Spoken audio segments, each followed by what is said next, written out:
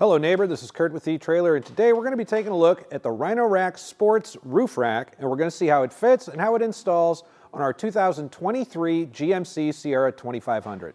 A lot of people have asked why put a roof rack on a truck like this when there's plenty of cargo space in the bed. Well, turns out there's a lot of reasons why truck owners want a roof rack in addition to that extra cargo space. One, they may have a ladder rack or a camper shell on it with a roof rack, and they just want that extra load support going out over the cab. The other reason might be if they have items that are longer than can fit in the bed, or just items that they don't want rumbling around back there with any other cargo that they keep. So for instance, if you had a kayak or something, or a canoe, something that's longer than the bed itself, you would rather put it up on the roof so it's laid out a little bit better and a bit more secure when you're driving it. Or you've got some things that you just don't want traveling in the bed, because in the truck bed you've got different work things, tools, any kind of landscaping, just any kind of that dirty kind of stuff that you might get while on a job site, but you've got some cargo you want to take with you and keep clean.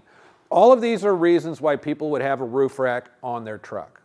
The sports bar by Rhino Rack is a bit unique when it comes to other bars like this. It is an aero bar, meaning that it has a bit of a more ovular shape. It's going to be less road noise, less vibration up here because of that, just because they're a bit more aerodynamic than a square or a round bar.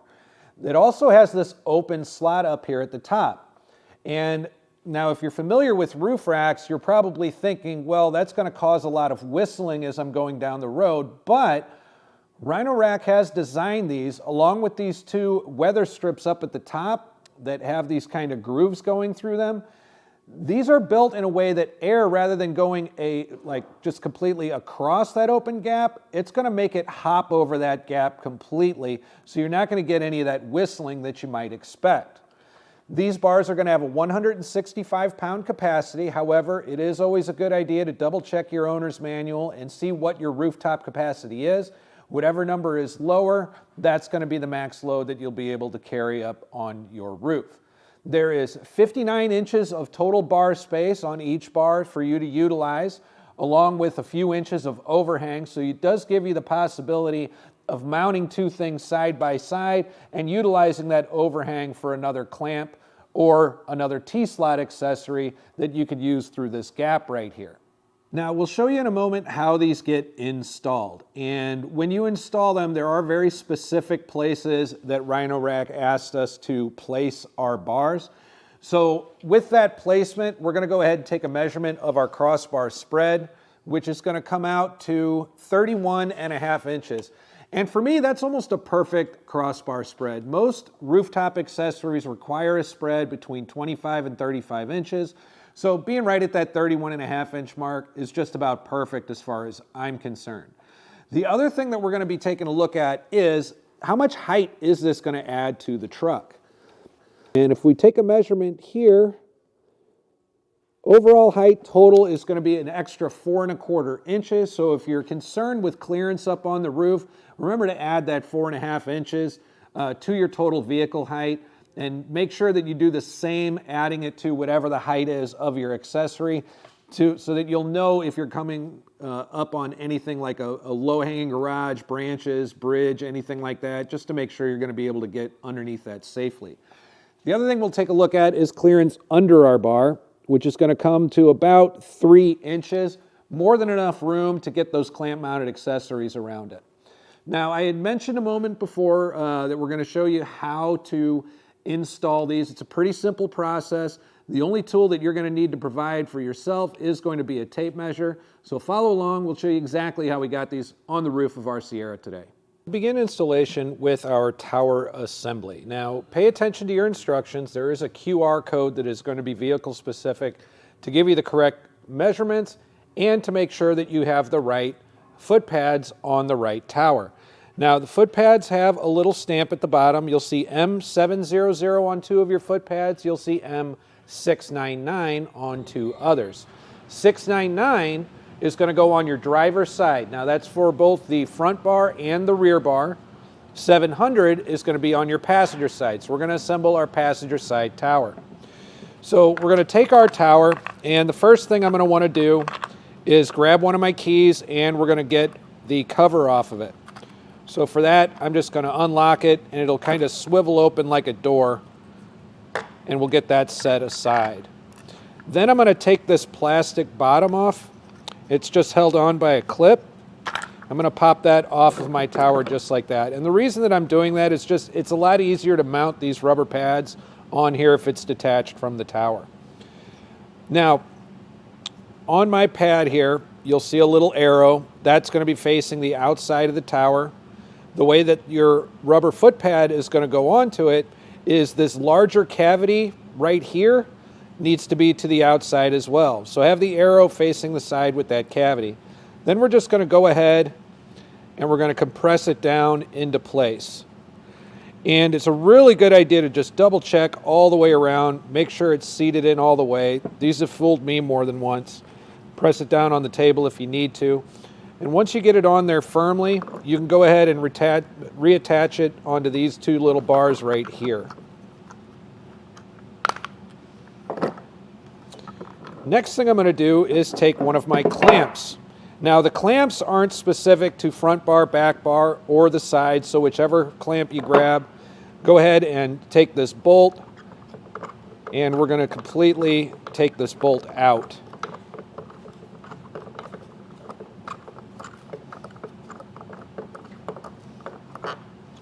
Once we have that out, we'll just come along here. We're going to place this over it, and then we're going to reattach our bolt right through there. Now don't set this bolt in all the way. We really just want to get it set so that it's not going anywhere. We want to leave as much slack as we can for this clamp to be able to get around the edge of our roof. But with that done, go ahead and set that aside. We're going to get our bar here. It's going to say Rhino Rack toward the front of the bar just for orientation purposes because this is a symmetrical bar. Flip it on the underside, and what you'll find back here is this T-slot, and it's got a ruler attached to it essentially. We're going to be using that ruler to determine how far apart our towers are going to be on our bar. But with that underneath there, what we need to do next is remove the end caps of our bar, and those might take a little bit of working, but they do just pop right off. So with the end cap removed, we can remove our ruler. Now keep in mind that the ruler starts with the smaller number toward the inside. So we'll take that out and get it out of the way. We're going to take our tower, and the square block at the top is what we're going to slide through this track. So make sure when we slide it on, we've got the outside of the tower facing the outside of the bar, but just flip that over on its back. We're going to slide it on over. Then we're going to take our ruler and we're going to reinsert it. And remember with the smaller side, or the smaller number going in first. Just going to slide that in. Now, in our instructions, it tells us to measure this tower at 121 millimeters. So I'm going to set it to where it says 121 right at the edge of our bar here. And then I'm going to take our tower and I'm going to slide it over until it meets up with the end of our ruler there. Once that's in place, we can go ahead and start getting to work on clamping it down. And we're going to be doing that through this bolt right here. So we'll grab the tool that's provided with our kit, and we're going to tighten our tower down onto our bar. Once that's been done, we're going to take this tab here and we're going to close this gap off on the underneath. We don't want any holes underneath here that's going to cause any whistling as we're driving, so we're going to want to close that gap. And normally what we would do at this point is take a scissor or a knife and we would trim the rest of this ruler off, and that's what's going to cover this outside gap right here. But since we're not doing a permanent install today, we're just doing this for demo purposes, we're just going to go ahead and remove this instead. And at this point, we can replace our end cap. And the end cap is going to go on with this wider blade side facing upward. And that's just going to pop right back into place, just like so. We're going to repeat this process over on our driver's side. And again, this is going to be the same process for both the front and the rear bar. Take your whole bar assembly up onto the roof. If you got a friend to help you out, that's great. But this bar is kind of light enough that you should be able to get this done on your own. But over on the other side, if you could just make sure that the clamp goes around the edge of the roof like that, then we're going to try to seat that foot pad right into that groove that's up on top of our roof there. Now, we're not looking for perfect placement yet. We just want to make sure we get it in a way that the clamps are going to be able to come around for us and get everything held down in place. The way that we're going to determine the placement of the second bar is we had to install the front bar first. And the way that that gets measured is from our door seam here, the middle of this tower was 13 and 1/32 inches from this door seam. Now, most rulers don't have the increments down to 30 seconds, so just go just a hair over 13 inches and you should be fine. But with that placed, what we need next is 31.5 inches from the middle of this bar. In our case, I'm measuring from the inside edge on the back here. I'm going to measure that to 31.5 inches to the inside edge of the back of my second bar. So once I have that in place, I'm going to double check that measurement over on the passenger side. We did the same thing with the 13 and 1/32 inch on the front bar. The reason for this is we need this to be exactly across, the towers exactly across from one another. If we do that on both bars, that can guarantee that our bars are going to be perfectly parallel and therefore able to carry a safe load. But now that I got 31.5 inches here, I'm going to double check and get that measurement on the other side before we start tightening it down in place. So with my measurements even, I'm going to go ahead and grab the Rhino-Rack tool. And through this bolt here where the clamp is, I'm going to start to tighten it down. Now what I don't want to do is completely tighten down one side before tightening down the other. I'm going to do it incrementally. I'm going to give 3 or 4 turns on this side and then go over to the other side and do the same.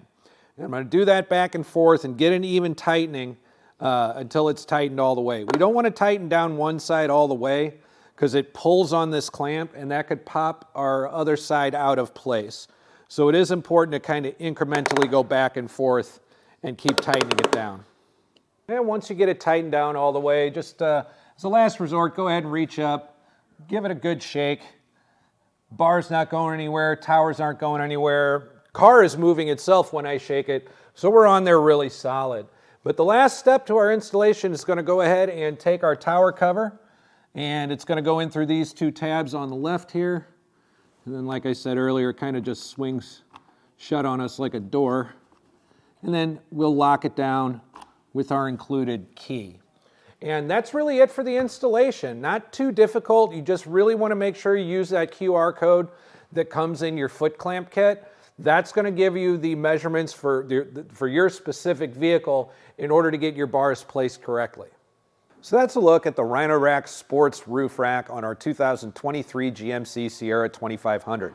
And if after watching this video you still have any questions about it or about its installation, go ahead and leave those in the comments below. We would love to answer those for you. It'll help you and other neighbors just like you to make the best decision for yourself. Once again, this is Curt with eTrailer. Thanks for stopping by.